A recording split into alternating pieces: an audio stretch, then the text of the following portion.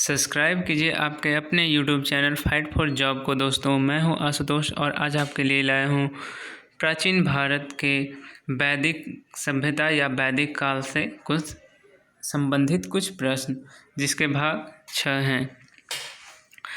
दोस्तों, चलते हैं अपने क्वेश्चन पे और उसे सॉल्व करते हैं। ठीक है, पहला क्वेश्चन है दोस्तों, वैदिक सभ्यता या संस्कृति के प्रवर्तक कौन थे? ठीक, तो ये आर्य थे। आर्य लोग माने जाते हैं कि वैदिक सभ्यता या संस्कृति के प्रवर्तक थे।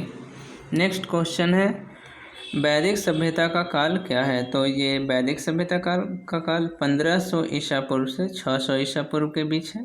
ठीक है दोस्तों, नेक्स्ट क्वेश्चन पे चलते हैं। ऋग्वैदिक काल के अध्ययन के लिए कितने प्रकार के साक्ष्य उपलब्ध हैं? ठीक, तो ये देखना, ऑप्शन आपको दिया हुआ है यहाँ A2, B3, C4 और D5।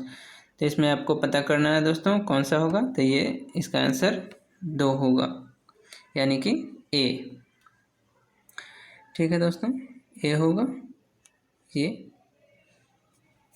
पहला देखते हैं, पहला कौन है? पहला है पुरातात्विक साक्ष्य और दूसरा है साहित्यिक साक्ष्य।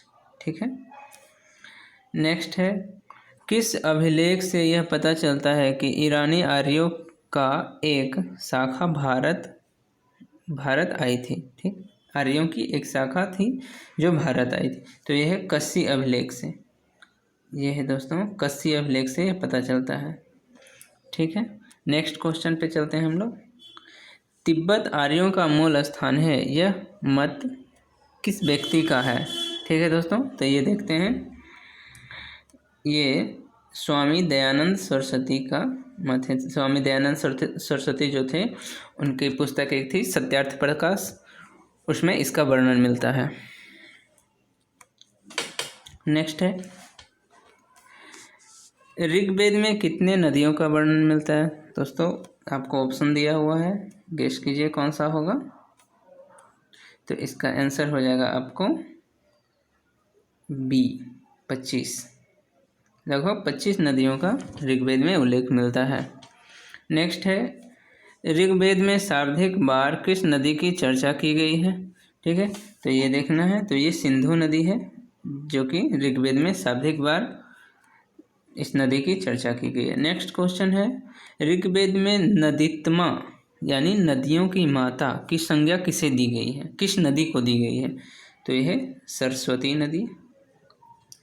सरस्वती नदी है, उसे दी गई थी। नेक्स्ट है, आर्य विशिष्ट प्रकार के दुर्ग का प्रयोग करते थे जिन्हें क्या कहा जाता था? ठीक है दोस्तों, तो उसे पुर कहा जाता था। ठीक है, पुर। कबीले के लोग स्वेच्छा से राजा को कर देते थे जिसे कहा जाता था। ठीक है, तो उसे बलि कहा जाता था दोस्तों। स्वेच्छा से जो कर दिया जाता था ऋग्वैदिक काल में राजा को, उसे बलि कहा जाता था। नेक्स्ट क्वेश्चन पे चलते हैं दोस्तों हम लोग। ऋग्वेद में जन शब्द का उल्लेख कितनी बार मिलता है?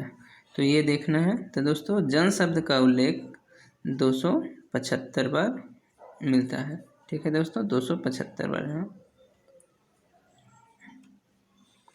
नेक्स्ट क्वेश्चन पे चलते हैं हम लोग।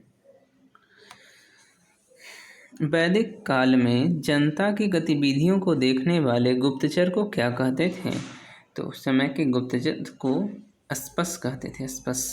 ठीक है दोस्तों, अस्पस कहा जाता था। क्या कहा जाता था दोस्तों? अस्पस। ठीक है, नेक्स्ट क्वेश्चन पे चलते हैं हम लोग।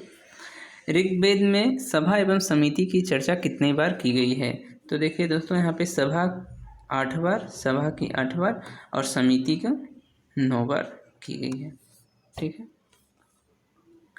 नेक्स्ट क्वेश्चन पे हम लोग चलते हैं। ऋग्वैदिक भारत का राजनीतिक ढांचा आरोही क्रम में सजाना है या सजाएं?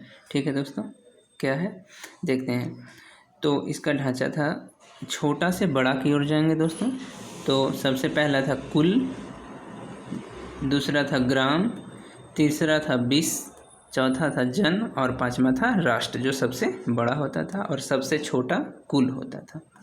ठीक है दोस्तों, नेक्स्ट क्वेश्चन पे हम लोग चलते हैं। ऋग्वैदिक कालीन लोगों का मुख्य भोज्य पदार्थ क्या था? तो ये था दोस्तों चावल और दूसरा जौ, ये मुख्य भोज्य पदार्थ था उन लोगों का।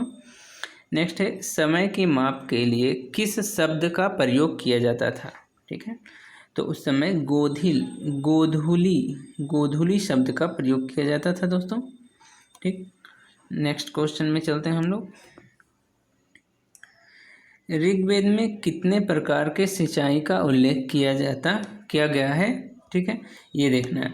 तो यहाँ पे आपको ऑप्शन दिया हुआ 2, ए में 2, बी में 4, सी में 3 और डी में 5। तो इसका आंसर हो जाएगा दोस्तों ए, 2 प्रकार के, खनित्रमा और स्वेंजा। खनित्रमा का मतलब होता है दोस्तों, मतलब जो खोद कर जो नीचे से पानी, ज़मीन के नीचे से जो पानी निकाला गया है उसे खनित्रमा कहते हैं। और स्वेजमा मतलब जो प्राकृतिक रूप से जिस सिंचाई होती थी उसे स्वेंजा कहते थे। ठीक है दोस्तों, नेक्स्ट क्वेश्चन पे चलते हैं हम लोग। भूमि माप की इकाई थी, भूमि माप की इकाई उस समय क्या थी? तो ये थी दोस्तों खिल्ले जो थी उस समय भूमि माप की इकाई थी। नेक्स्ट क्वेश्चन पे हम लोग चलते हैं। नेक्स्ट है निस्क क्या था? निस्क, तो निस्क जो है सोने की मुद्रा को निस्क कहा जाता था दोस्तों, सोने की मुद्रा को निस्क कहा जाता था। नेक्स्ट है उग्र देवता किसे कहा जाता था? अच्छा, उग्र देवता, तो उग्र देवता रुद्र को कहा जाता था दोस्तों। नेक्स्ट है क्वेश्चन, आंधी तूफान के देवता किन्हें कहा जाता था? ठीक है, तो मरुत को दोस्तों आंधी तूफान का देवता कहा जाता था। ठीक है दोस्तों, नेक्स्ट क्वेश्चन पे चलते हैं हम लोग। उत्तर वैदिक काल कहा जाता है या है? उत्तर वैदिक काल कहाँ से? तो 1000 से 600 ईसा पूर्व का जो समय है वो उत्तर वैदिक काल का है दोस्तों। नेक्स्ट है उत्तर वैदिक कालीन सभ्यता का मुख्य केंद्र था, तो ये है मध्य प्रदेश। मध्य प्रदेश जो है उत्तर वैदिक कालीन सभ्यता का मुख्य केंद्र था। नेक्स्ट है कुरुओं की राजधानी थी, तो दोस्तों यहाँ ध्यान रखना आरंभ में, सर्वप्रथम कुरुओं की राजधानी कहाँ थी? आरंभ में, ये बात एकदम ध्यान रखना है दोस्तों। तो ये थे असन दिवंत जो है कुरुओं की सर्वप्रथम राजधानी थी। नेक्स्ट है कुरु वंश के अंतिम शासक कौन थे? या ठीक है, तो ये नीचछू था। नीचछू जो थे वो कुरु वंश के अंतिम शासक थे। ठीक है दोस्तों, नेक्स्ट क्वेश्चन पे हम लोग चलते हैं। नेक्स्ट है मृत्यु लोक के देवता किन्हें कहा जाता है? तो ये परीक्षित को मृत्यु लोक का देवता कहा जाता है। ठीक है दोस्तों, परीक्षित को मृत्यु लोक का देवता कहा जाता है। नेक्स्ट क्वेश्चन पे चलते हैं हम लोग। उत्तर वैदिक काल में राजा के राज्य अभिषेक के समय किस यज्ञ का अनुष्ठान किया जाता था? तो यह है राजसूय यज्ञ का अनुष्ठान किया जाता था दोस्तों उस समय। ठीक है, नेक्स्ट क्वेश्चन पे हम लोग चलते हैं। राजा की शक्ति में अभिवृद्धि के लिए कौन सा यज्ञ किया जाता था? यानी उनकी राजा की शक्ति की अभिवृद्धि के लिए, तो ये अश्वमेघ और वाजपेय, ये 2 प्रकार के यज्ञ थे। ठीक है दोस्तों, किया जाता था अश्वमेघ। नेक्स्ट क्वेश्चन पे चलते हैं हम लोग। उत्तर वैदिक काल में कर संग्रह करने वाला अधिकारी क्या कहलाता था?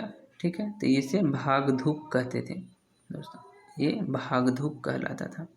ठीक है, नेक्स्ट क्वेश्चन पे चलते हैं हम लोग। उत्तर वैदिक काल में आय का कितना भाग कर के रूप में लिया जाता था? सॉरी दोस्तों, यहाँ पे कर नहीं लिखा है, यहाँ के लिखा गया है, यहाँ कर होगा। कर के रूप में लिया जाता था। उत्तर वैदिक काल में आय का कितना भाग कर के रूप में लिया जाता था? तो इसका आंसर हो जाएगा दोस्तों 16वां भाग। 16वां भाग जो है कर के रूप में लिया जाता था। नेक्स्ट क्वेश्चन और आज का लास्ट क्वेश्चन है दोस्तों।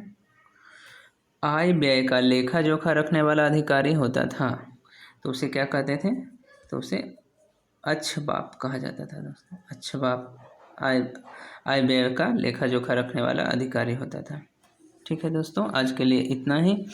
मिलते हैं नेक्स्ट वीडियो में, तब तक के लिए दोस्तों वीडियो देखिए और लाइक करें, कमेंट करें और चैनल को सब्सक्राइब करें, बेल आइकन ज़रूर दबाएं दोस्तों, और अपने दोस्तों के साथ शेयर करें। धन्यवाद।